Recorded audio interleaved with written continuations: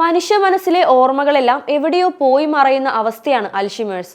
ഓർമ്മകൾ പൂർണ്ണമായും നശിക്കുന്ന ഈ രോഗത്തിന് ശാശ്വത പരിഹാരം കണ്ടെത്താൻ ഇതുവരെ കഴിഞ്ഞിട്ടില്ല. എങ്കിലും ഇത്തരം രോഗങ്ങൾ ആളുകളുടെ ഓർമ്മ പൂർണ്ണമായും നശിപ്പിക്കുന്നത് ഒരു പരിധിവരെ തടയാൻ സഹായിക്കുന്ന ഒരു പുതിയ മരുന്ന് മനുഷ്യനിൽ പരീക്ഷിക്കാൻ ഒരുങ്ങുകയാണ്. ഹൈഡ്രോമീഥൈൽ തയോണിൻ മെസിലേറ്റ് എന്ന മരുന്നാണ് മനുഷ്യനിൽ പരീക്ഷിക്കാൻ ഒരുങ്ങുന്നത്. ഈ മരുന്ന് തലച്ചോറിൽ അടിഞ്ഞുകൂടുന്ന ടൗ എന്ന പ്രോട്ടീനെയാണ് ലക്ഷ്യമിടുന്നത്. ഓർമ്മയും വിശകലനശേഷിയും ദീർഘകാലം സംരക്ഷിക്കാൻ ഈ മരുന്ന് സഹായകമാകുമെന്നാണ് പ്രതീക്ഷ.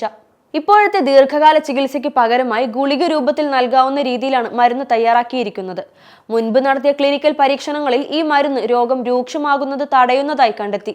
അതിന്റെ അടിസ്ഥാനത്തിലാണ് കൂടുതൽ ആളുകളിലേക്ക് ഇത് പരീക്ഷിക്കാൻ തയ്യാറെടുക്കുന്നത്. അടുത്ത ഏപ്രിലിൽ പുതിയ ക്ലിനിക്കൽ പരിശോധനകൾ തുടങ്ങാനാണ് സാധ്യത. ലോകത്ത് മേധാക്ഷയത്തിന്റെ പ്രധാന കാരണമായ അൽഷിമേഴ്സ് ഡിമെൻഷ്യ ബാധിതരിൽ 70% പേർക്ക് ബാധിച്ചിരുന്നു. ഏകദേശം 5.5 കോടി ആളുകൾ ഈ രോഗം മൂലം ദുരിതം അനുഭവിക്കുന്നുണ്ട്.